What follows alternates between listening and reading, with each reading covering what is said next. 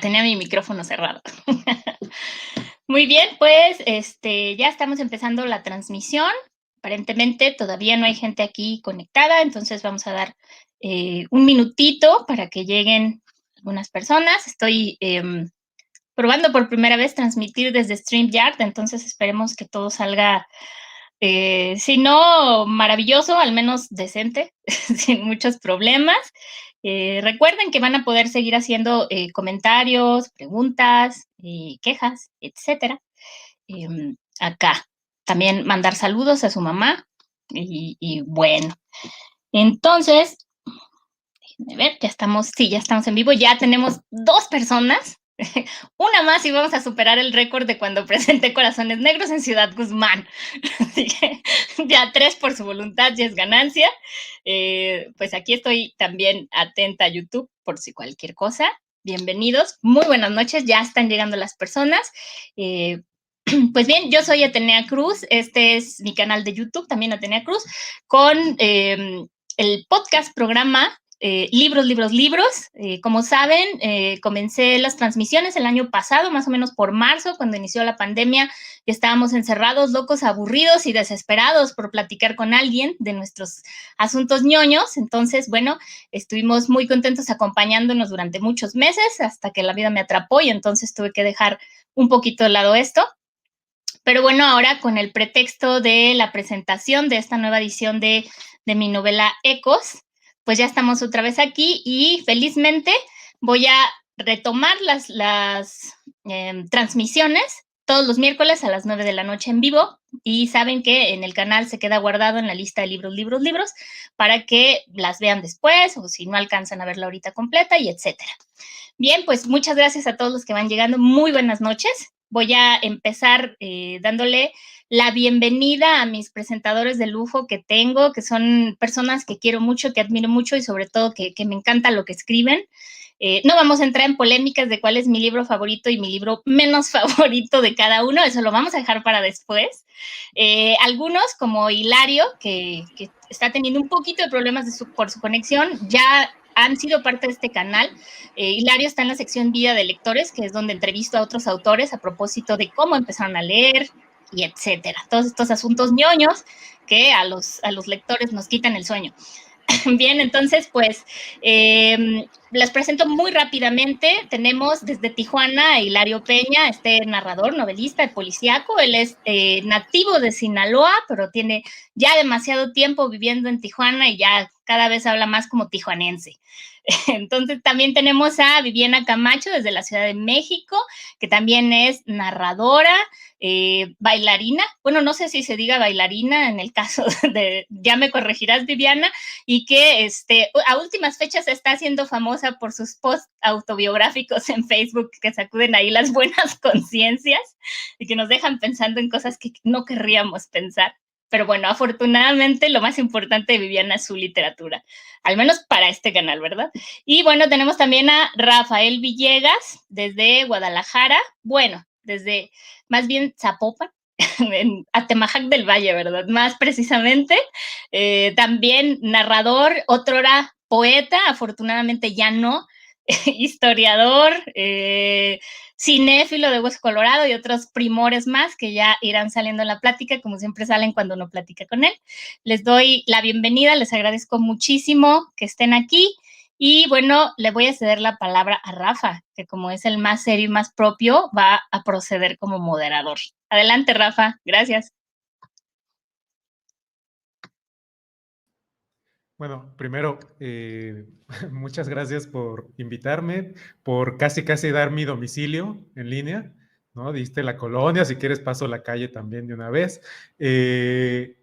Bueno, me tocó, debo decir también que me tocó ser algo así como moderador, pero no de manera justa, o sea, fue una imposición, básicamente, con la que no estoy muy de acuerdo, porque no me preparé emocional y mentalmente para esto. Pero lo voy a tratar de hacer de la mejor manera posible. Estábamos platicando justo antes de entrar al aire, así se dice al aire, también se dice al aire cuando uno es en línea, ¿no?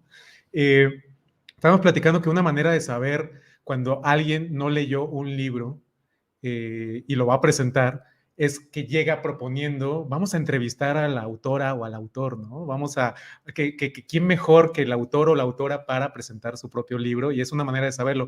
Aquí no vamos a hacer eso, no vamos a entrevistar a Atenea porque todos hicimos la tarea. Lo bueno, yo más o menos, o sea, sí hice la tarea, pero la olvidé en mi oficina, pero ahorita de memoria voy a tratar de recuperar mis apuntes. Entonces, lo que vamos a hacer ahorita es empezar a platicar, cada quien trae su presentación, creo que seremos más o menos breves y espero como que poco a poco empecemos a convertir esto en una conversación, ¿no? Que siempre es como más agradable a la hora de presentar.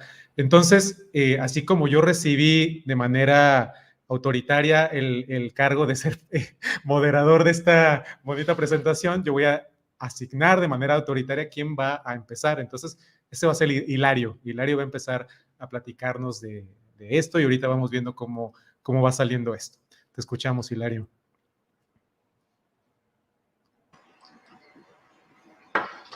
Hola, bienvenidos aquí a la 8ª temporada de Libros. Lo manejo así como temporada porque suena todavía más pro que decir resucita el canal, ¿no? Sí me están escuchando todos bien, ¿verdad?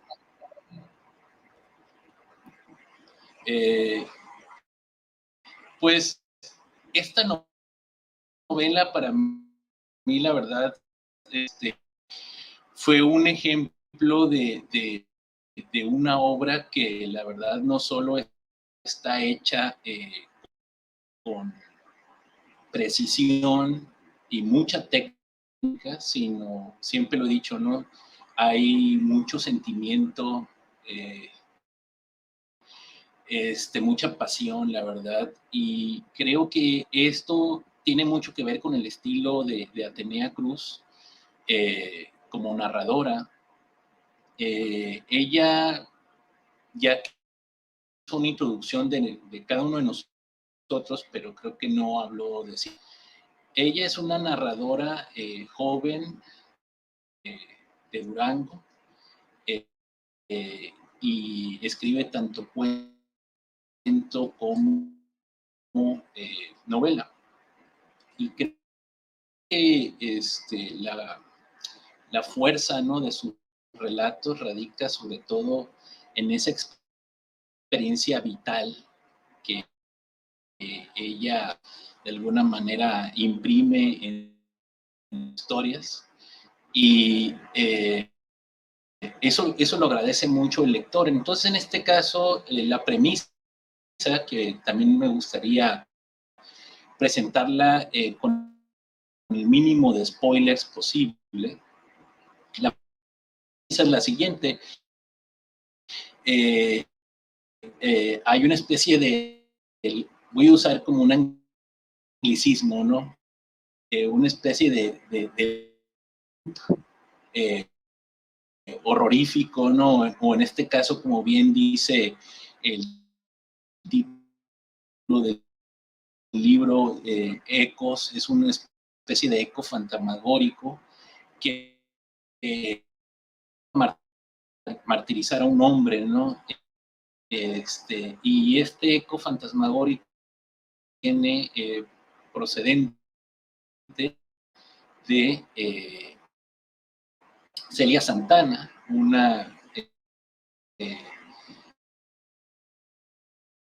pues una jinete de un circo, pues que un circo itinerante, ¿no?, en el norte del país, y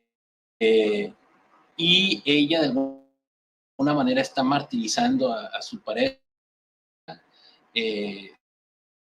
debido a traiciones y que sufrió, ¿no? Y también tiene mucho que ver aquí los pecados de nuestros padres, ¿no? Este concepto tan presente en la literatura.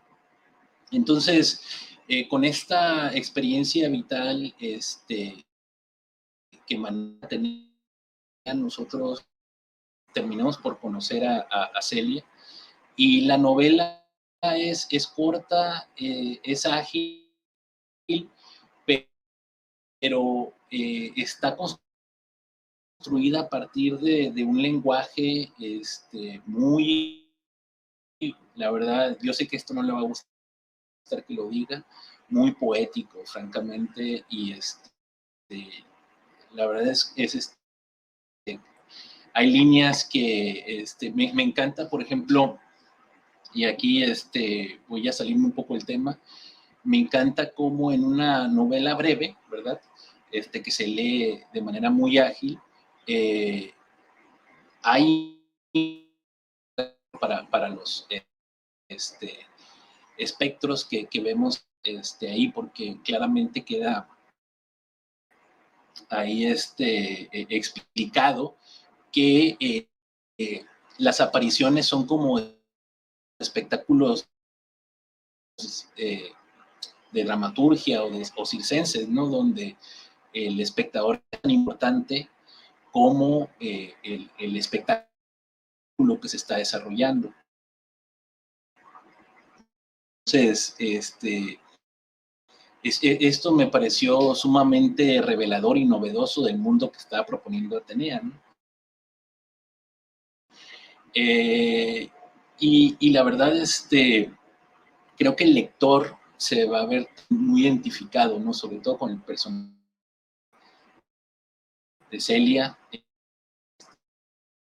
porque todos nos hemos sentido así, ¿no? En algún momento de nuestras vidas, traicionados,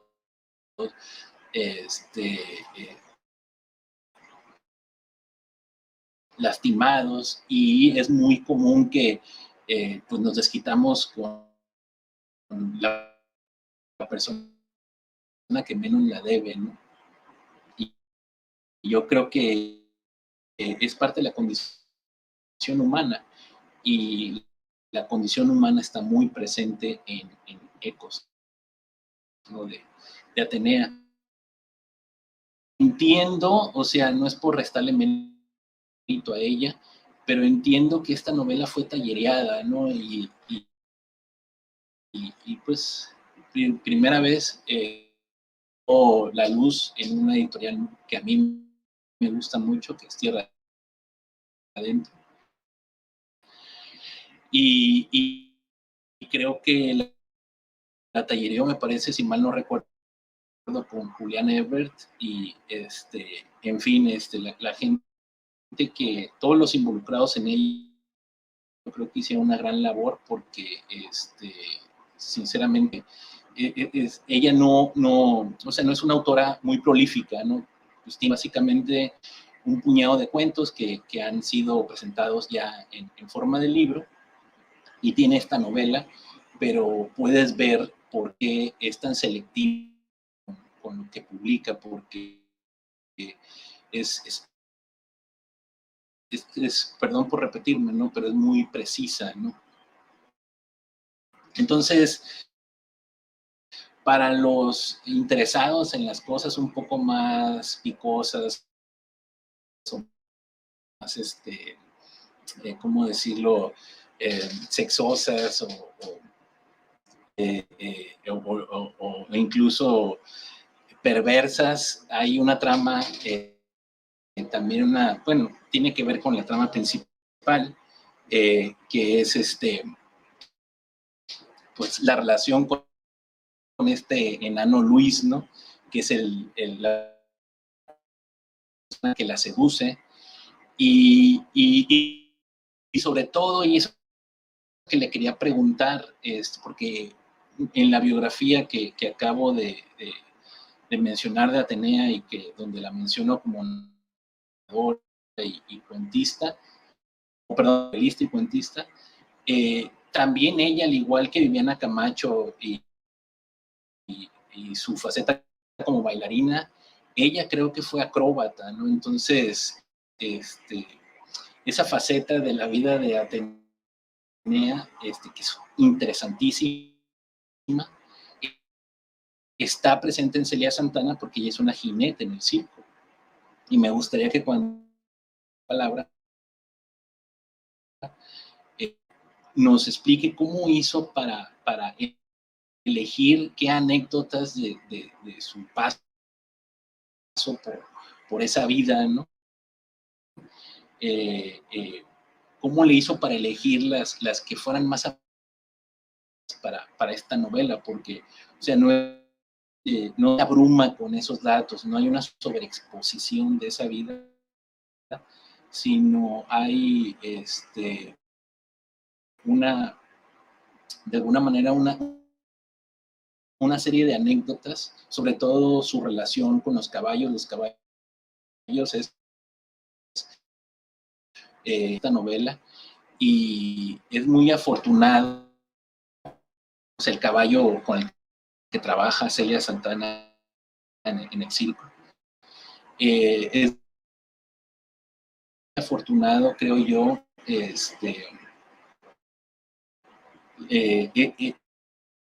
ese recurso, ¿no? Y que incluso está presente en la portada. Así que qué bueno que recicló la portada que le asignaron en Tierra Adentro, que es muy bella, y está de nuevo aquí en esta reimpresión, en esta reedición, perdón. Y yo creo que todos estos elementos, la verdad, no es un cebollazo vacío. Francamente, hacen esta como una de las obras que siempre suelo recomendar como de lo más relevante que se ha escrito en términos de novela, ¿no? En la última década.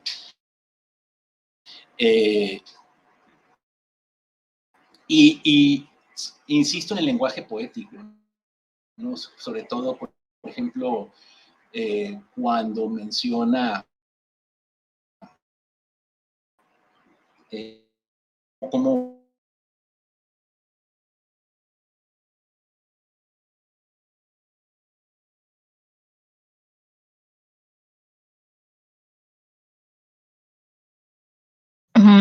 Estamos teniendo un poquito de problemas con tu conexión, Hilario, y se entrecorta. Entonces, ¿Te late, Atenea, que igual la pregunta que hizo Hilario puedas ahorita empezar a contestarla?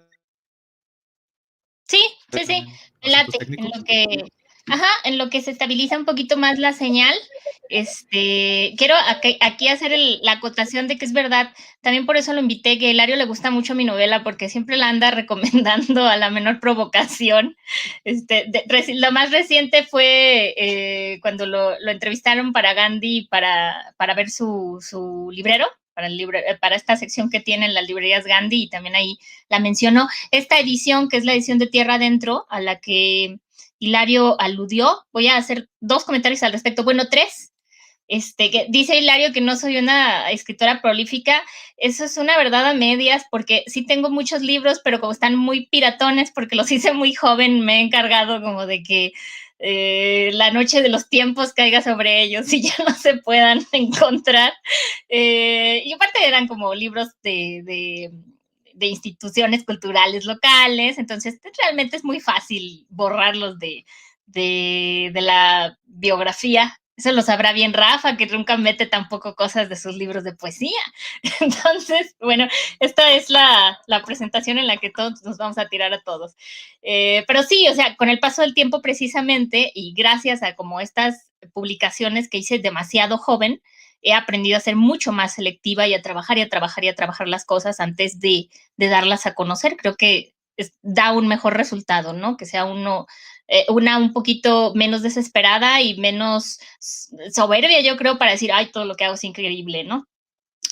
Bueno, de la otra cosa que Hilario mencionaba a propósito de la portada de Tierra Adentro, que la reciclamos, la portada fue hecha específicamente para mi novela, pero cuando yo entré al programa Tierra Adentro, que lleva un poco como de refilón antes de que ya cayera en desgracia el programa, como ha estado cayendo, al menos en cuestiones de cómo hacen los libros, o sea que ahora son ediciones mucho más económicas en su hechura, ¿no? No con el mejor diseño. Ya había mucho recorte presupuestal en la DGP, entonces ya no estaban encargando portadas especiales para los libros. Entonces te daban a escoger entre los últimos 5 títulos de la revista de Tierra Adentro, de las ilustraciones que hubiera ahí, podías escoger alguna. Y ninguna le iba a mi texto. Entonces me quedé, yo les pregunté si yo podía encargarle a alguien más la portada, me dijeron que sí, pero que le iban a pagar con libros, y yo dije, bueno, pues si alguien acepta, pues ya la hicimos, ¿verdad? Y estuve ahí repasando la lista de amigos ilustradores que tengo, que por fortuna son varios, y recordé a José Luis Arriaga, que realmente él más bien se dedica al cine, esa es su profesión, su primera profesión, pero también ilustra. Entonces le pasé la novela, la leyó y hizo, bueno, a mí me parece que es la mejor portada que se podría haber hecho para el libro. Me gusta mucho todo, me gusta que sea roja, que tiene más que ver con que él es daltónico y no se dio cuenta hasta pasados los 30 y tantos. Entonces suele dibujar en blanco, negro y con fondos rojos, porque los otros colores, dice él que solo está seguro de que el amarillo es amarillo, de los otros nunca tiene certeza. Entonces me gusta mucho que es una portada que visualmente jala la atención, que la imagen habla de lo que sucede dentro de la novela y que al mismo tiempo es muy enigmática, ¿no? Eso es como un detalle extra. Entonces, como técnicamente la portada es mía, porque yo se la compré, se la pagué después de que me enteré de que Tierra Adentro solo le había pagado con 6 ejemplares del libro, entonces yo dije, pues la voy a seguir usando, ¿no? Y él mismo me dijo que él quería que se le diera continuidad a ese trabajo, y de hecho es el mismo ilustrador que hizo la portada de Corazones Negros, o sea, creo que es un ilustrador que entiende muy bien lo que yo escribo, y a mí me gusta eso.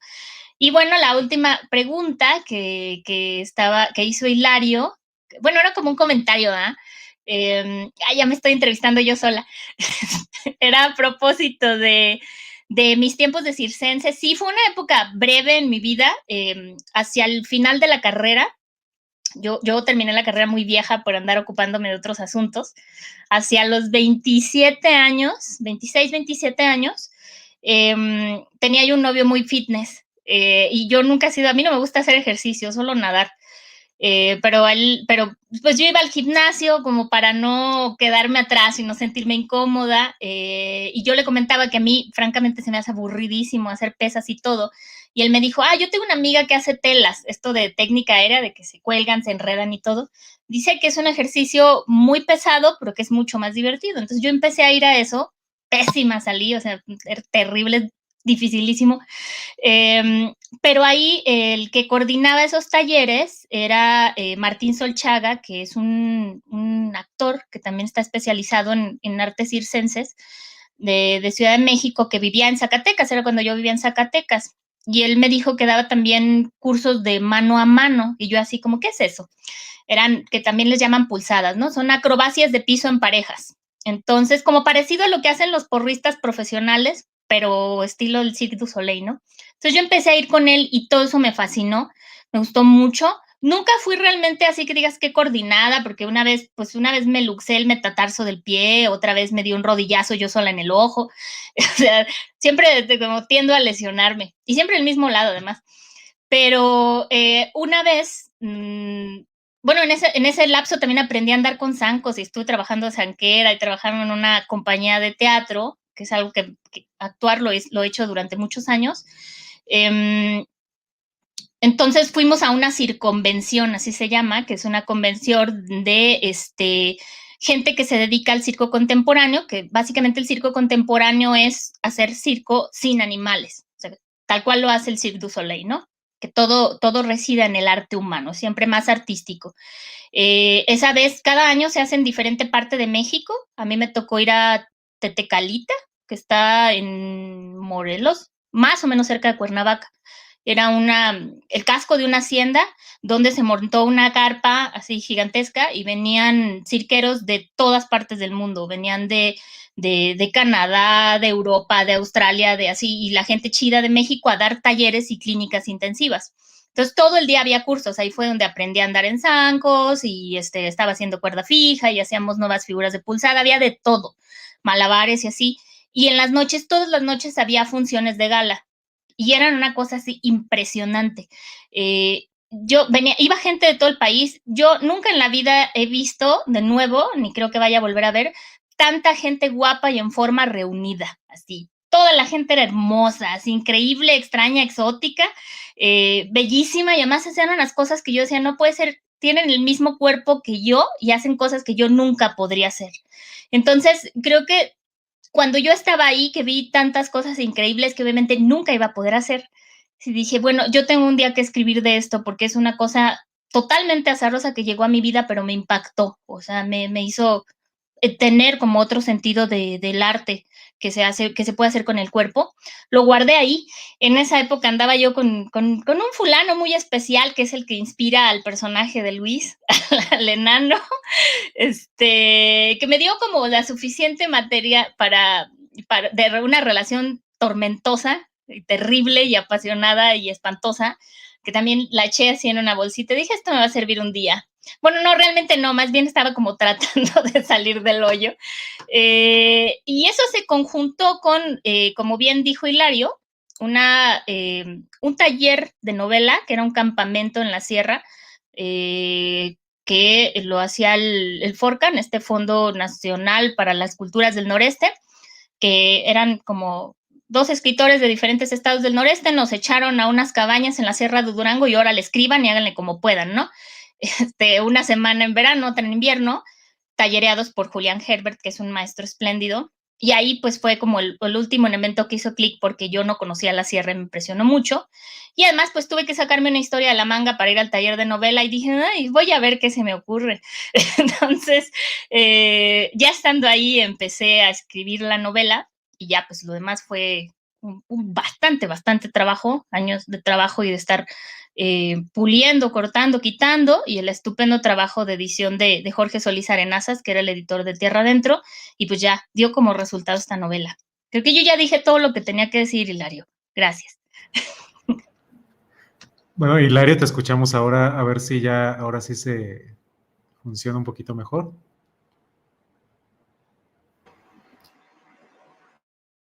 No, era eso. Yo creo que Atenea respondió todas mis dudas. Si no me están escuchando, hacen así. Estoy atento. Y todo eso está presente en la novela, ¿no? Ahora, hablas de que Luis tiene que ver con alguien que conociste, Raúl también. Y lo otro que también me llama la atención es la textura del circo, porque tú ahorita que estás hablando de la experiencia circense que tuviste, pues algo muy bien organizado,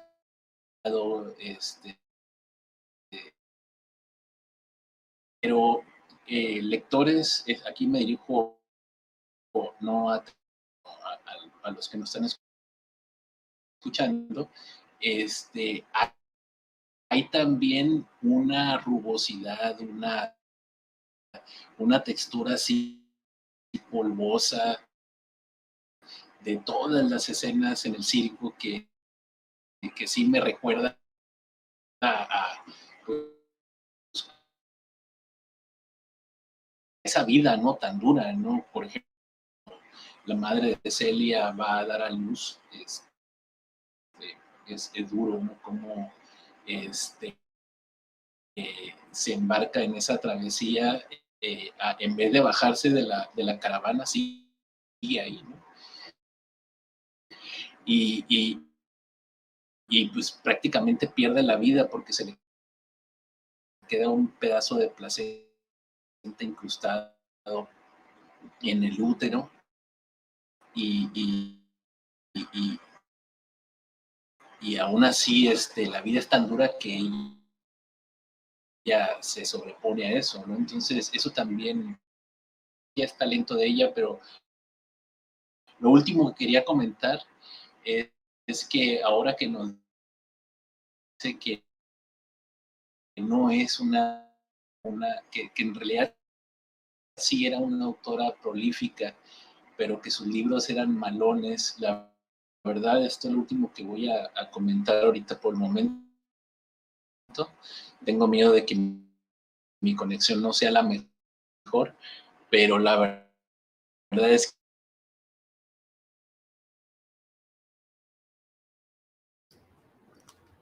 A ver, creo que Hilario ya terminó de hablar. Digo creo porque sí, al final ya se empezó a cortar. Y sí, ya nos está diciendo acá en el chat que ya terminó. Digo, qué lástima ahorita, pero creo que de todos modos sí agarramos como las cosas que quería decir Hilario. También hay un par de preguntas que te soltó Atenea. No sé si quieres como tomarlas de una vez o podemos seguir y platicarlas al ratito. Si quieren, contesto yo al ratito para que ya escucharlos también a ustedes, a Viviana y a Rafa, a ver qué tienen que decir al respecto. Ok, pues muchas gracias Hilario. Y ahorita de todos seguimos platicando. Ahora, Viviana, te escuchamos a ti. Hola, pues buenas noches. Qué gusto que nos acompañan. Ya un montón de gente se metió por ahí a dejar saludos. Saludos. Gracias por estar aquí escuchando. Además, aquí la nueva temporada de Atenea me encanta. Pues yo debo decir que yo le invité a platicar en un programa de radio sobre los procesos de escritura y etcétera. Y yo pues ya había leído Corazones Rotos, ya hasta la habíamos presentado, íbamos a platicar de eso. Y de pronto me puse a chismear en internet pues para hacerle preguntas como más específicas y así, y que me encuentro con ecos en versión digital. Entonces la bajé, la leí y quedé fascinada. Entonces todas las preguntas que yo tenía como muy específicas de corazones que ya habíamos platicado más bien en otras presentaciones, sí se contestaron, pero también le dedicamos un tiempo importante a esta novela. Quiero decirles también que si no la han comprado, pues se animen porque la edición está bien bonita y tiene por ahí adentro también unas sorpresitas ahí para separar pues las secciones de libros. Está muy, muy bonita. Híjole, a mí me encantó por muchas cosas. Una de las cosas que quiero retomar que dijo Hilario es lo de la técnica polifónica. Además, las únicas que hablan en primera persona son las mujeres, los hombres no. Eso me gustó mucho y es como una saga familiar de que la abuela, la madre y la hija se van pasando como por una herencia maldita y rencores y odios y que no las dejan como vivir de otra manera y todo el tiempo están pues haciéndose daño a ellas y haciéndole daño a la gente que las rodea y que las quiere. Eso se me hizo muy duro, pero también una manera pues muy honesta de tratar este tipo de familias que pues por supuesto que abundan por todos lados, ¿no? Y que son muy, muy complejas en cuanto a sus querencias y a sus relaciones amorosas y etcétera. Y bueno, pues sí, como ya platicaron ambos, Hilario y nuestra autora, pues se trata de una cirquera, además es una amazona, ¿no? Que trabaja con caballos, que también el caballo es un símbolo pues es un símbolo muy peculiar pues, para todo, para la mitología, para la literatura.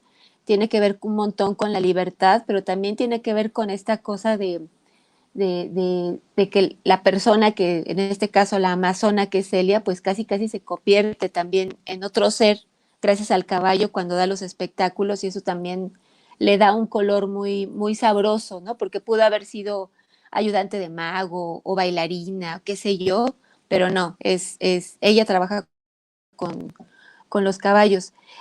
Una cosa que me llamó muchísimo la atención es que ustedes cuando empiezan a leer la novela empieza por el final.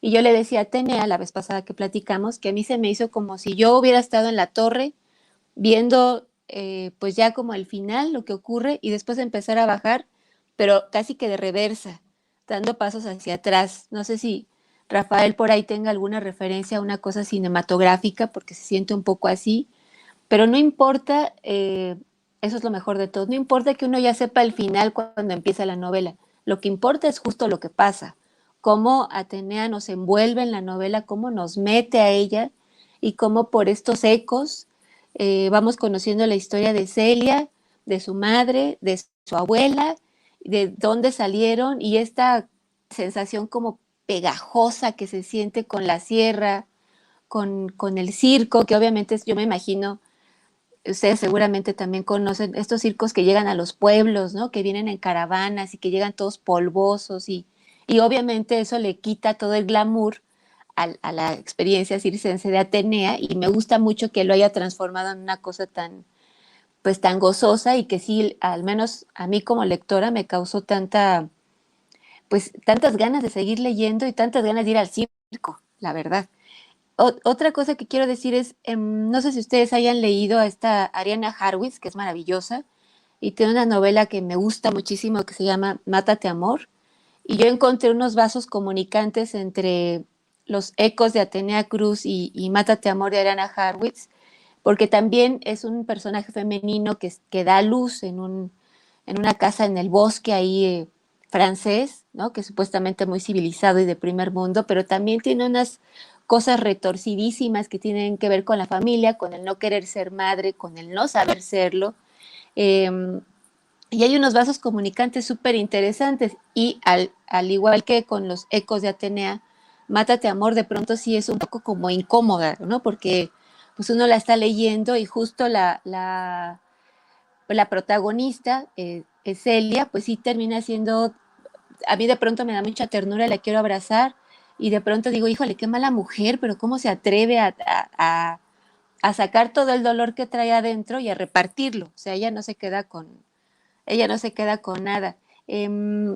También me gustó mucho la idea del fantasma, porque en realidad, cuando muchos de ustedes creo que ya por los comentarios que han hecho ya la leyeron, otros no, ya vi que están esperando el libro, y los que no lo han pedido ni lo han leído, pídanlo ya.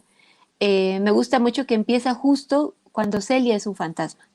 Y entonces hay una repetición ahí obsesiva y dolorosa de una acción que no les voy a contar, porque pues sí, ahí está, ándale, ahí dice Carlos Reyes que le recuerda la cinta Irreversible de Gaspar Noé. Sí, en este sentido de que empezamos por el final y vamos como dando pasos hacia atrás.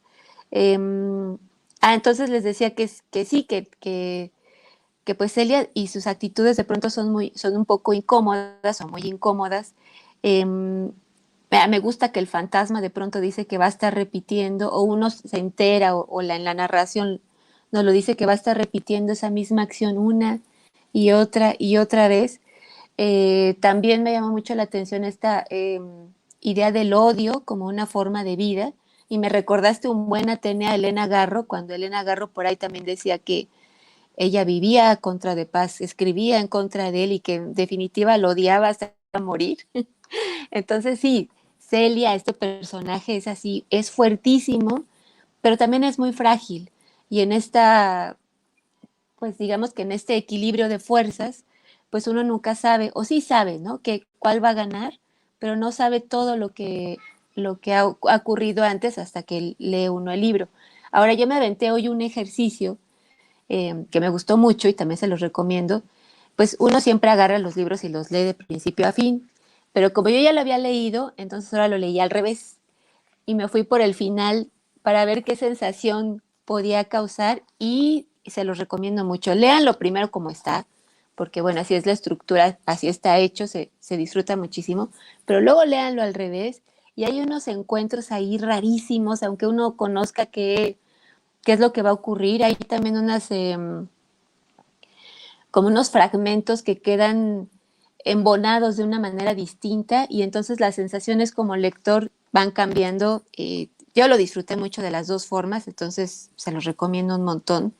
Y, y, y bueno, yo creo que, pues, Rafa, no sé qué quieras decir para después platicar o hacer como, y para que Atenea también conteste las preguntas que hay por ahí. Y luego yo también tengo por ahí un par, pero vámonos con Rafa. Ok. Como moderador de esta mesa me asigno la palabra para continuar. Ya estoy entendiendo el poder de la moderación, entonces creo que voy a pedir siempre ser moderador de la vida de todas las personas. Bueno, es que híjole, es que hay un montón de cosas, y eso que los apuntes que hice ahorita no son los apuntes que había hecho antes en mi trabajo y que los dejé en la oficina, eso sí es real. Ahorita me concentré más bien en algunos aspectos de los que quería hablar. Es decir, de esta novela, pues te han dicho como muchas cosas. Ahorita también ya lo dijeron Hilario y Viviana, pero lo han dicho quienes la han leído. Pues. O sea, quienes han notado este asunto de la estructura de irreversible, ¿no? Como de Gaspar Noé, esa estructura de lógica regresiva, los que han hablado de las voces y las perspectivas múltiples con las que está construida la novela, la economía de recursos con la que suele escribir también Atenea. Tenemos ahí un chiste que es local, pero ya no va a ser tan local ahorita que lo diga, pero cuando me firmó la novela hace ya algunos años, me puso que era aquí la tengo, la novela más breve de su generación.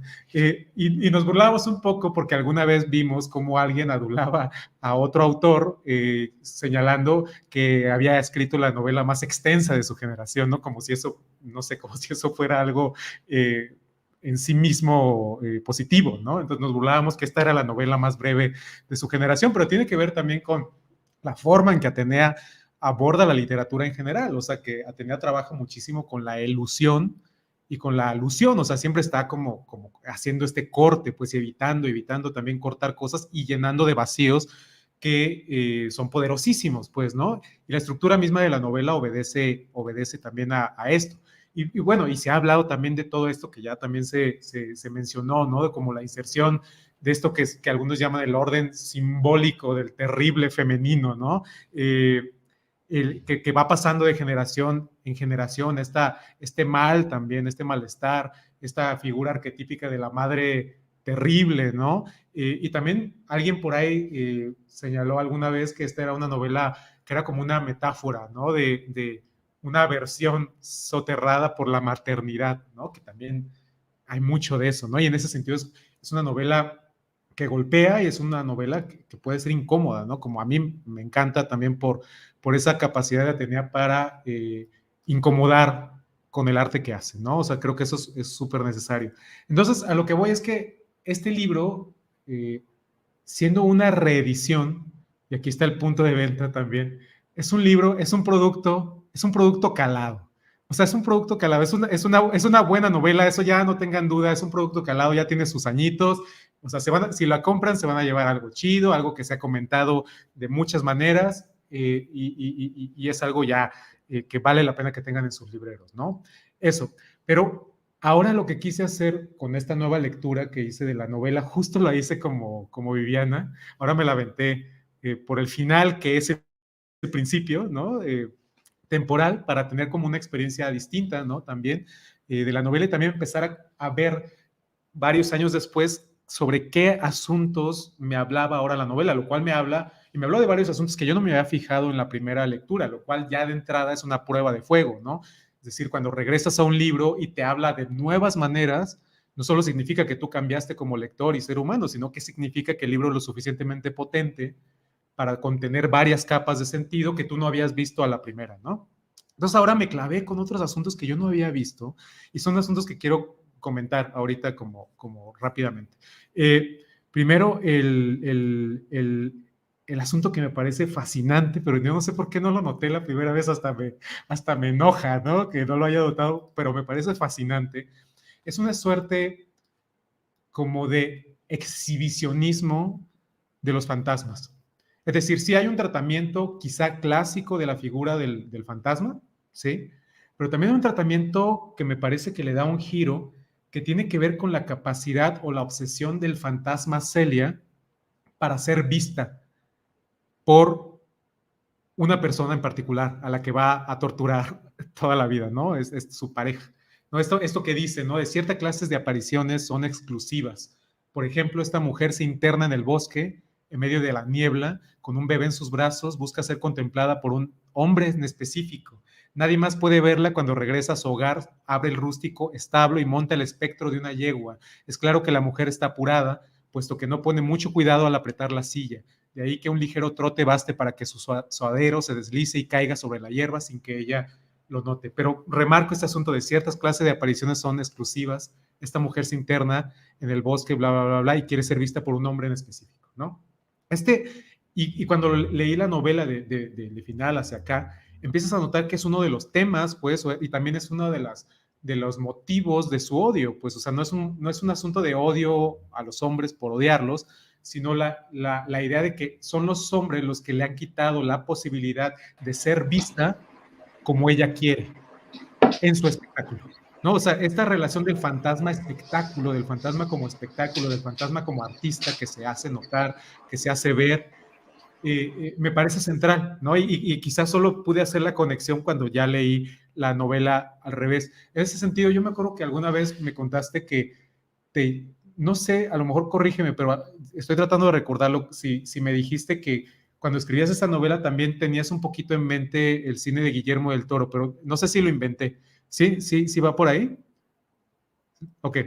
Es que estaba pensándolo porque usualmente cuando alguien dice que una novela o un trabajo de literatura tiene cierta naturaleza cinematográfica, o lo dice para insultar el trabajo, como demeritarlo, ¿no? Como el cine algo menor que la literatura, o lo dice simplemente para señalar la capacidad del autor o la autora para crear imágenes con palabras, ¿no? Yo aquí no creo que vaya por ahí, mucho menos, o sea, no voy a usarlo como para demeritar, evidentemente, pero sí creo que hay una conciencia cinematográfica en la construcción de varios capítulos de la novela, pero no en el sentido de la creación de imágenes, sino en el sentido de la escritura fuertemente arraigada en el presente, que es como los guionistas narran, ¿no? Narrar desde el presente lo que sucede, lo que pasa aquí, ahora, y no se repite, porque la imagen cinematográfica va sustituyendo una a la otra y desaparece.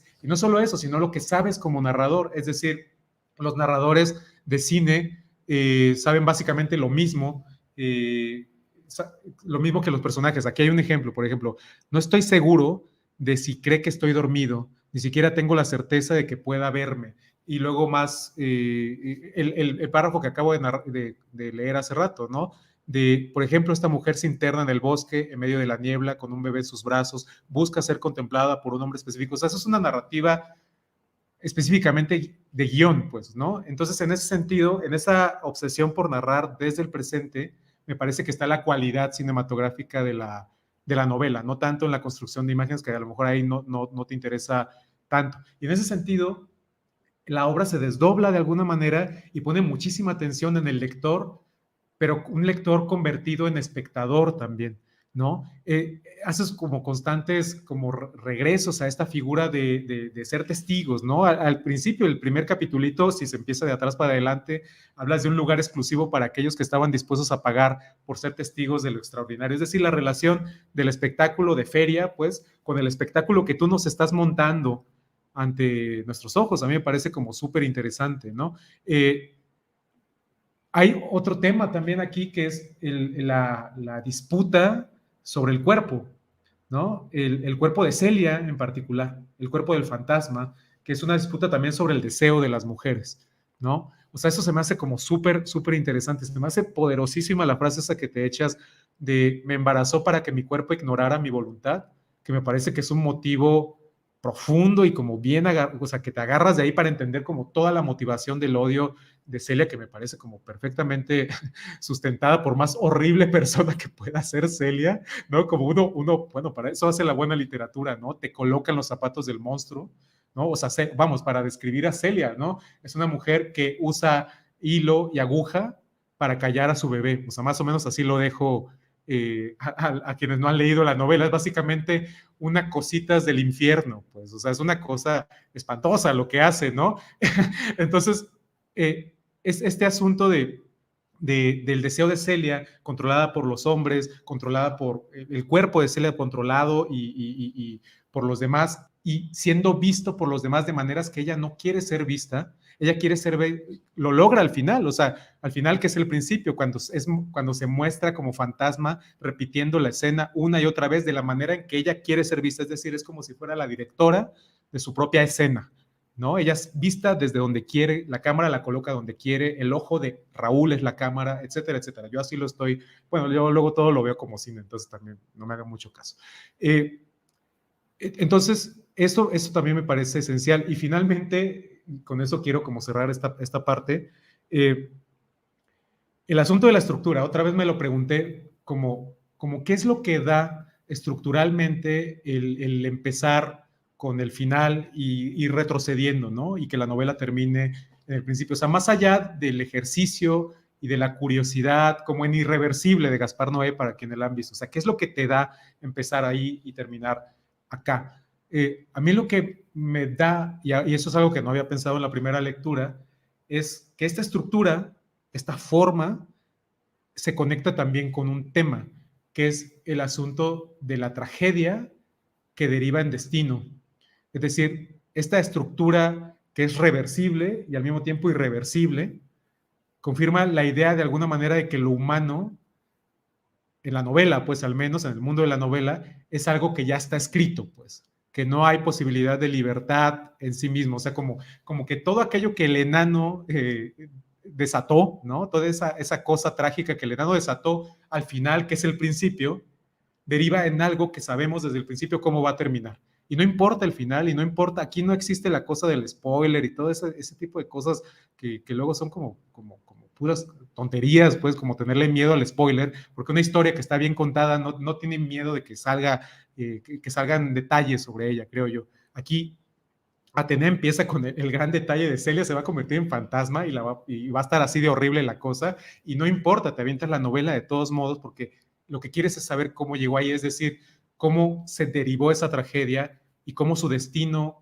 fue escrito. Y lo dices muy al principio, de quién conoce el rostro de la tragedia cuando ésta apenas nace, y eso lo dices al final de la novela, que es el principio, ¿no? Entonces, es como si esta idea, pues, de no somos libres tal cual, está estructurado de manera ya y escrito todo ya, pues nos deja, como dice mi poeta favorita, Consuelito Velázquez, llorando quimeras, pues. O sea, o sea, a mí se me deja como muy, muy desarmado, pero eso lo agradezco de una lectura, ¿no? Que también me desarme y me deje dando vueltas sobre asuntos. Entonces quisiera como dejarlo aquí, estos temas que desató, porque fue literal desatarme como varios temas, que tuve con esta segunda lectura de Ecos, ¿no? Y no sé, en ese sentido, si Atenea quieras ir comentando algo, o si Viviana o Hilario traen algún tema que conecta con lo que ya hemos platicado, pues a lo mejor es hora como de retomarlo, ¿no? O también a lo mejor el público tiene alguna pregunta, no sé. Yo nada más una pregunta, es que eso que dijiste es bien interesante, Rafael, y esa era una de las preguntas que le quería hacer a Atenea, y pues ya de una vez para que se deschongue. ¿Cómo sentiste tú tu propia segunda, tercera lectura que hiciste de tu propio trabajo después de años? Es que me da mucha curiosidad saber tú cómo, no sé, la construiste en un momento, pasó un tiempo y ahora la vuelves a retomar. A mí me encanta, la verdad te felicito porque salió otra vez, pero tú ¿qué sentiste con todo el proceso de publicarla de nuevo? Gracias. Creo que para mí fue esencialmente muy cansado. O sea, creo que es una novela que yo nunca había escrito novela, y acá ustedes todos que son narradores sabrán que escribir novela no se parece a escribir cuentos, no son cuentos largotes. Entonces fue una experiencia muy desgastante por lo emocional, porque sí tiene muchas cosas que yo le presté de mi sensibilidad odiosa a Celia. Entonces, y fue difícil de escribir. Antes de llegar al punto que me preguntas, Viviana, voy a hacer un rodeo, como suelo hacer las cosas, cuando hablo nada más, cuando escribo no. Pues, cuando yo escribí esta novela, la empecé a escribir a lo loco. Yo tenía una idea de un cuento, de un cuento que no me había salido bien de muchos años atrás, que había salido de la cosa más banal y más estúpida del mundo, que era La línea de la salud de Lolita Ayala, que salió una cápsula a propósito de los niños que nacen con labio leporino por falta de ácido fólico de las mamás. Entonces, mostraban imágenes de sobre todo los niños que tienen doble labio leporino, y a mí me impactó mucho verlas y pensaba, ¿qué se sentirá ser mamá y tener un hijo que te cause repulsión? O sea, que tú digas, quiero quererlo en serio, pero es monstruoso, no lo puedo ver.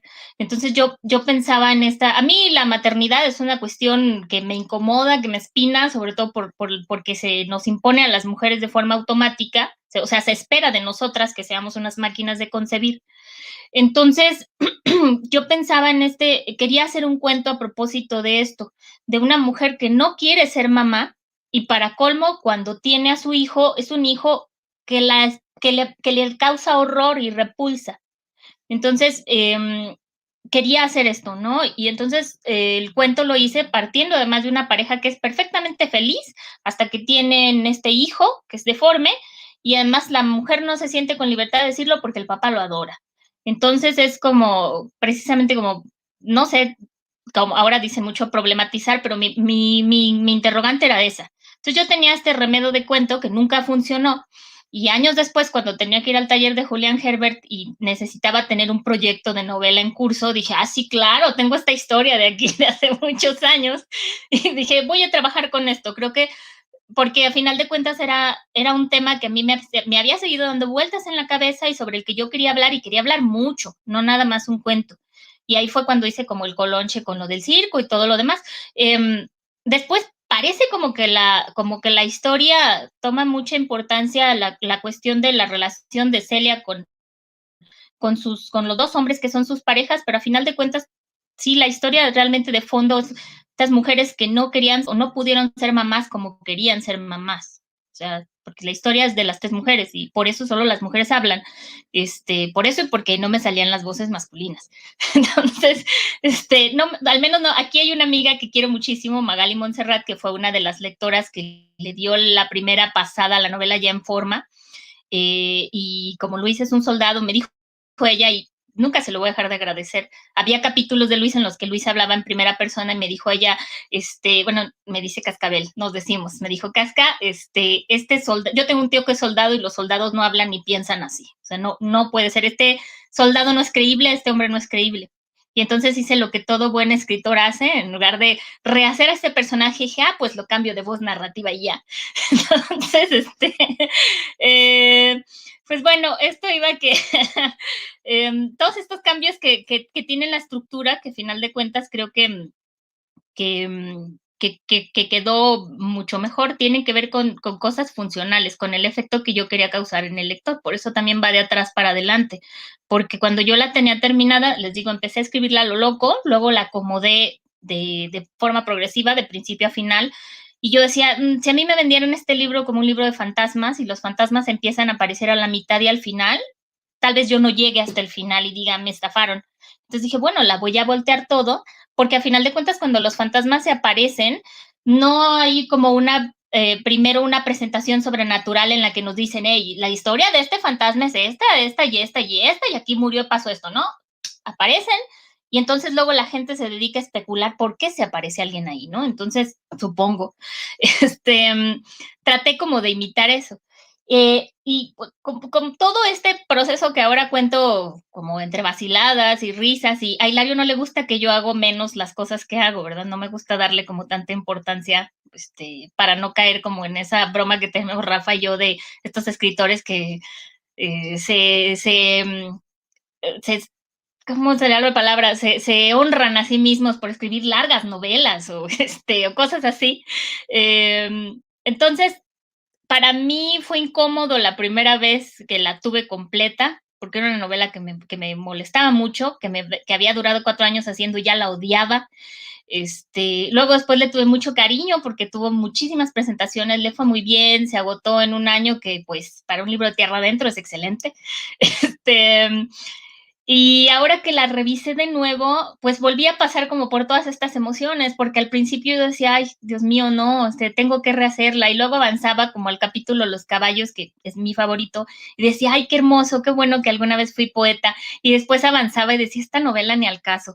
Entonces, iba así como, cuando ya llegué al final dije, bueno, es lo mejor que pude hacer, ya no la puedo modificar más porque estaría traicionando como la esencia de la novela. Sí le pulí cosas, ¿eh? Aquí voy a aclarar que esta edición es más bonita y ahora incluye más monitos, porque está hecha por el sello editorial de Santiago Solís, que son los libros de mano, que son libros, como Santiago es un ilustrador también, un amigo que quiero muchísimo, son libros que están cuidados mucho en cuanto al libro como objeto, como de imagen de todo, ¿no? Entonces tiene más ilustraciones, el cartel de adentro del circo también está más bonito y tiene más epígrafes y menos redundancias, porque eso fue lo que yo le limpié al texto. Pero ya para terminar con la pregunta que me hiciste, Viviana, creo que me sentí bien dentro de lo que cabe, porque a final de cuentas yo soy una escritora que me gusta ver hacia atrás y pensar, eso lo pude haber hecho mejor, porque eso implica que no estoy dormida en mis laureles pensando que todo lo que hago está ya increíble, ¿no? Entonces, con esta novela solo pensé, qué difícil es escribir novela, lo mío es el cuento. Entonces, ya di un gran rodeo, perdón.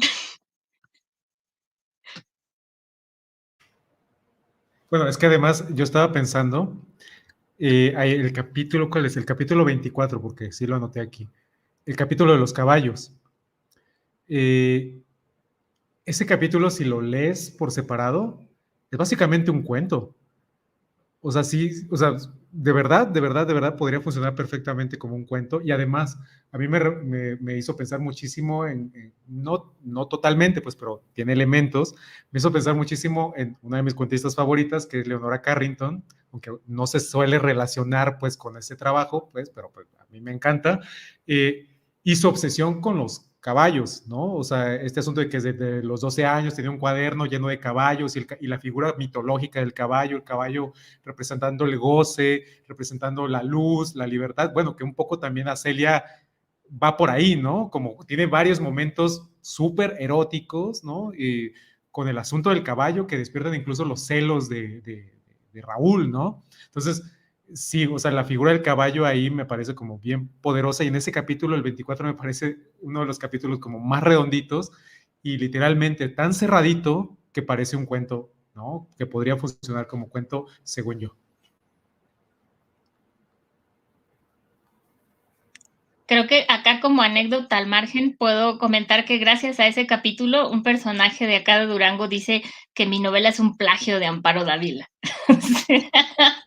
Que además yo que he leído bastante Amparo Dávila puedo decir que no lo es, Ajá, pero es lo que estaba tratando de darle vueltas, como en qué sentido, o sea, no sí, sé. es que fue una presentación y había barra abierta, entonces este personaje estuvo así empinando el codo y cuando terminó la presentación se acercó y me dijo, eso que leíste es de Amparo Dávila, ¿verdad? Pero yo estaba así todavía con mi libro en las manos y le dije, no, es de aquí, mira, aquí viene. No, yo sé que lo he leído en Amparo Dávila y corte A, o sea, yo lo llegué a ver hasta publicado en redes que decía que se estaba promoviendo el libro de una plagiadora y yo así como demuéstramelo, ganas tengo de haber hecho algo que se le parezca a Amparo Dávila, ¿no? Pero no. Bueno, pues sí, tenemos bueno, un mensaje para ese señor. Ya siéntese, señor, por favor. ya ahorita está sentado, creo que contra su olvídelo. voluntad. No es un plagio de Amparo Dávila, no lo es. En todo No caso, lo se es, parece no un lo poquito es. más a Claro, pero a final de cuentas yo me sentiría honrada, o sea, y creo que sí. no es un secreto que Amparo Dávila para mí ha sido una influencia muy fuerte y que además es una autora increíble de la literatura mexicana que hay que leer. Entonces, pues, nada más es como un dato extra, como a mí en las presentaciones me gusta dar como un poquito más de carnita para que valga la pena que se hayan quedado. Entonces, ese chisme que por otro lado no les va a llegar.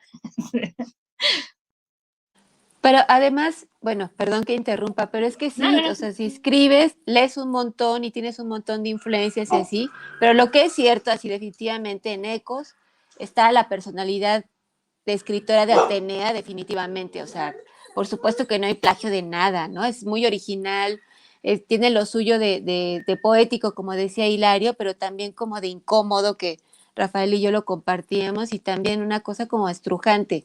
Y otra cosa que tiene que me encanta es que te deja pensando un montón. Yo me acuerdo que la primera vez que la leí, que me la encontré ahí, que además, según yo nada más la iba a bajar y la iba a leer después porque tenía otras cosas que hacer, la empecé, ya no la pude dejar y después me seguía regresando como un eco justo, pensando en ciertas imágenes, pensando en esta historia de las mujeres y pensando en esta brevedad que era como muy grande. O sea, como en un libro tan pequeño caben un montón de ideas que sí te dejan revoloteando ahí en la cabeza. Así es que no hagan caso de ese señor horrible que dice, que se siente.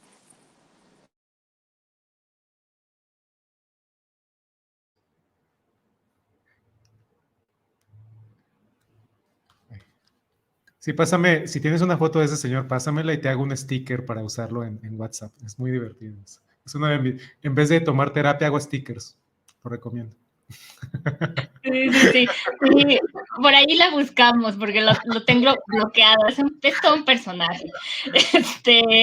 Pero sí, bueno, no sé, algún comentario más que quieran hacer ustedes, el público también. El público No sé. está preguntando que si el libro se consigue contigo o en librerías o cómo está la onda. Ah, muy bien. Bueno, el libro está ya en la librería El Traspatio de Morelia, en Cafebrería Ítaca en San Luis Potosí, está en Educal Durango, está también en la Cafebrería Mrs. Dalloway en Culiacán, Sinaloa. Está también en Ciudad de México, todavía no es una librería así como en forma, pero es Leslie Rondero, que aquí todos la conocemos porque es una gran lectora y promotora literaria. Leslie también tiene ejemplares y bueno, ya si lo quieren con autógrafo directamente conmigo, está entrando poco a poco, esencialmente hacia espacios culturales o independientes, o sea, nunca la verán en Gandhi, no creo, la verdad. Entonces, pero creo que es un trabajo del que me siento muy orgullosa, sobre todo por la gran hechura el gran trabajo que hizo con él Santiago Solís, creo que está muy, muy linda. Y antes de que se me olvide, porque soy muy obsesiva y luego no voy a dormir, sí, siempre estuve pensando en Guillermo del Toro cuando la escribí. En mi cabeza es una película, porque yo como Rafa soy adoradora del cine, y siempre que voy, una de las cosas que más me motiva a escribir es ver buenas películas. O sea, yo voy al cine y veo algo que me impresiona y digo, ay, yo quiero escribir algo así. Entonces, sí, en mi cabeza tenía que tener como también esa estructura. Y en mis sueños guajiros, algún día va a llegar a Guillermo del Toro y a lo mejor se interesa en ella, bueno, o alguien que la quiera hacer. Y voy a mencionar otro dato de trivia, que esta novela participó en el Premio de Novela Joven Revueltas 2015 y lo perdió porque, a decir de uno de los jurados, era demasiado de cine mexicano. O sea, de que dijo esto, que era muy obvio que estaba hecho como para película de nuevo cine mexicano.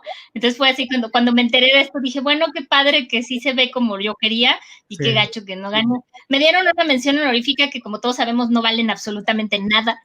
Entonces, lo único que me hizo esta mención fue allanarme el camino a tierra adentro, porque me dijeron, pues te la publicamos, y dije, por fin. Entonces, porque yo tenía años queriendo publicar en tierra adentro, entonces pues ya, de algo sirvió.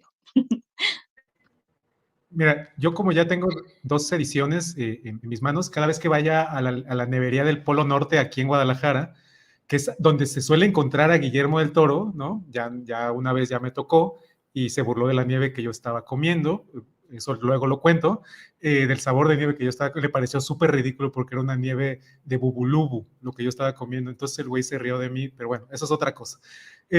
Entonces yo me voy a llevar una copia, ¿no? de tu libro cada vez que vaya al Polo Norte, porque en una de esas me lo encuentro y se lo voy a dar, eso ya es promesa. Y estaba pensando también en Guillermo del Toro, porque justo va a sacar su nueva película, Nightmare Alley.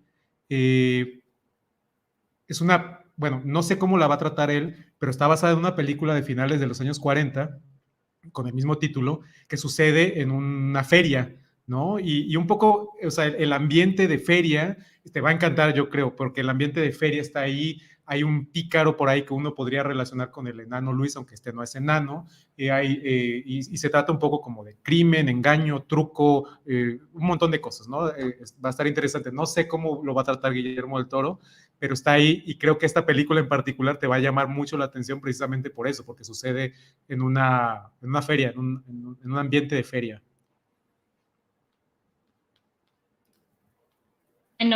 Bueno, tampoco Luis, el original, es un enano, ese fue un desquite personal, así que aclarando. Oye, la pregunta aquí es, ¿vamos a hablar de la verdad detrás del mito, de la historia detrás del mito como en TV Azteca, pero ya fuera del aire? Para claro. quedarme. Okay, va. Lo siento Vamos por el a hacer- público que no va a poder enterarse, pero nosotros sí. No, pero podemos grabar la historia detrás del mito y los que compran el libro mandan su foto con él, entonces le pasamos el video para que se enteren de todo. No, pero sí compren el libro, que por cierto me estaba acordando ahorita que precisamente Viviana cuando encontró esta versión, ahí fue cuando yo me di cuenta de que el libro ya estaba en versión pirata digital, porque en digital estuvo desde el principio, Tierra Adentro sacó el físico y el digital, y fue una sensación muy curiosa porque por un lado fue como de chale, pero por otra me sentí muy honrada de que hubiera alguien que dijo, ay, esto lo voy a poner para que lo use, para que lo lea quien quiera, ¿no? Entonces, se me hace chido. Ya cuando eres pirateable es que ya la hiciste. Sí. No, está chido, claro. Además, eres eso hace que inmortal. a un montón de gente luego ya se le antoja tenerlo tal cual. Sí, ¿no? Qué bueno. Además, Sí, claro. la verdad, la piratería no está peleado con la venta. Entonces, ustedes pueden comprar el libro y pueden seguirlo pirateando. Esa es una opinión mía. Atenea dice que no lo pirateen. Yo digo que sí, porque Tomás es un libro, sí. ya lo dije, es un libro calado que se va a seguir leyendo y se va a seguir editando, pase lo que pase. Entonces, yo digo que lo Sí, claro. Sí, no, además está bien bonita. Perdón, sí. Es que ya lo dijo Atenea, pero está muy bonita, está muy cuidada la tipografía, el papel, todo. De veras que si les gustan los libros bien hechos, pues no pierdan oportunidad. Exacto, está muy bonita. Sí, está muy bella. No, yo también creo eso, porque yo como lectora no voy a mentir y a decir que nunca en mi vida he conseguido un ebook pirata, o sea, no PDFs, yo no leo PDFs. Hay niveles. Hasta entre perros hay razas. Pero claro, o sea, y eso no está peleado con que el lector consuma los libros en físico, o sea, yo misma busco los libros que me gustan, los compro en físico. Y otros también que, por ejemplo, a mí me regalaron 4321 de Paul Auster hace un par de navidades, es un libro así gruesísimo, entonces yo lo conseguí en electrónico porque era imposible cargar ese librote así para todos lados, o sea, era horrible. Y luego así muy ñoña, las notas del Kindle las pasaba al libro y las del libro las pasaba al Kindle, así, horrible, de vergüenza ajena. Pero la invitación es a que compren el libro, obviamente, de esto se trata la presentación, de convencer a esas 22 personas que todavía no lo han leído que lo compren. Cómprenlo. No sé si alguien quiera comentar algo más, algo para cerrar. A ver, no sé si hay algún comentario, una pregunta o algo del público. Alguien quiere por ahí el nombre, pero no va a suceder hasta que no compres el libro. No va a suceder, no te vamos a dar el nombre. Necesitas demostrar que tienes el libro. Y pues ya, no sé, Atenea, si quieres cerrar con algo, Viviana, Hilario, ¿cómo ven? No, pues yo nada más reitero que sí, que lo compren, reitero que es súper disfrutable y pues felicidades Atenea y gracias por acompañarnos, pero pues sí, está muy guapo. Hilario quiere preguntar algo, pero está fallándole el audio, entonces yo voy a hacer como medium de este fantasma que es Hilario, el fantasma virtual de Hilario. Entonces Hilario pregunta a Atenea que qué viene en adelante, qué viene de futuro. No en general, espero, o sea, yo ya no quiero saber sobre el futuro en este mundo que se está acabando cada 3 días. O sea, no, ya no quiero saber sobre esos futuros, ¿no? Pero ¿Veo lluvias? Un año más de pandemia. Yo veo como 3, pero bueno. Sí, veo. ¿Qué viene con tu trabajo? ¿Qué estás haciendo y qué viene? Estoy viendo acá también un comentario de que si los escritores menores de 1,50 m califican como enanos, yo diría que sí, Kent. No sé, ¿quién soy yo para juzgar si mido 1,56, verdad? ¿Qué viene en el futuro? Pues tengo ya en última revisión bueno, o sea, ya lo terminé de revisar mi libro de cuentos que hice con el Fonca, que estoy viendo a ver dónde lo publico. Y bueno, tenía años prometiendo la novela de los narcomodistas, creo que eso ya no va a pasar, ya me rendí, llevo como 2 años tratando de hacerla, no funciona, pero ahorita ya estoy empezando otra que creo que sí va a funcionar. Entonces, pues fuera de eso, Yo creo que nada más eso y seguir estudiando literatura y leyendo a mis contemporáneos, que me fascina. Yo desprecio profundamente a los escritores que creen que lo único que vale la pena leer es los clásicos, porque los clásicos fueron contemporáneos de alguien en algún momento. Entonces, a mí me gusta mucho leer todo lo que hacen mis colegas y colegas. Y pues nada, también libros, creo que es lo único que voy a hacer a futuro, aparte de engordar, obviamente, porque la pandemia ha estado dura. Entonces, y quiero, antes de que el moderador me quite la palabra, agradecerle muchísimo a Hilario, que aunque haya habido problemas de conexión, sí alcanzamos como a checar bien todo lo que tenía que decir sobre mi novela. También a Viviana, que realmente la dejé hablar muy poco, y a Rafa también por sus comentarios tan... luego cuando hacen comentarios me pregunto si realmente es el libro que yo escribí, porque parece como tan denso, tan increíble, ¿sí? Y les agradezco mucho esa lectura tan atenta y tan generosa que han hecho, y que hayan estado aquí conmigo pues ya 1 hora en el de Braille y dejándome hablar y hablar. Antes de irnos, hay un comentario que me parece importante también en YouTube, de Víctor Núñez, que dice: yo soy fan de la Atenea Poeta, que regrese a las andadas, por favor. Yo digo que si juntamos unos 1000 retweets, ahorita lo voy a tuitear, y si lo retuitean 1000 veces, Atenea va a escribir un poema. No, no es cierto. No voy a hacerle eso a Atenea para nada, porque sé lo que se siente bien feo que te digan que regreses a la poesía. Entonces, no. ¿Sabes qué es más feo, Rafa? Y hablando de los proyectos futuros, que se me había olvidado que ya estoy en pláticas para que salga un libro nuevo de poesía. Así, a ese nivel de indignidad estoy llegando. Okay, entonces es una buena noticia para Víctor Núñez, tu fan de Atenea Poeta. Ahí está, va a estar contento de que viene entonces pronto un libro de poesía. Pues qué remedio, ¿verdad? Si no sale novela, pues algo tiene que salir. Va. Muy bien. Entonces, pues bueno, creo que nos despedimos, cerramos esto. Yo en lo personal agradezco también la invitación, el honor de haber moderado o algo así esta mesa, así obligatoriamente, ¿no? Pero bueno, al final resultó muy agradable. Gracias por darme esa experiencia. Entonces, pues muchas gracias también a los que nos vieron y escucharon. Compren el libro. Si no tienen nada de dinero, pues bueno, léanlo ya de otra manera, ¿no? En digital. Y cuando lo lean y les guste, porque les va a gustar, y cuando tengan lana, cuando lleguen la quincena, entonces compran el libro, ¿no? Hay que completar el ciclo. El ciclo del pirata consiste en eso. O sea, sí, ya piratería, pero si les gusta la obra, si les mueve algo, pues compren el libro, no hay que ser gachos, ¿no? ¿Va? Entonces, quedamos en eso, ok. Entonces nos despedimos. Muchas gracias a todos y hasta la próxima en Libros, que supongo que habrá otro capítulo más adelante. Sí, gracias, Rafa, por despedir mi programa. Nos vemos el próximo miércoles. Gracias a todos. Muchos besos.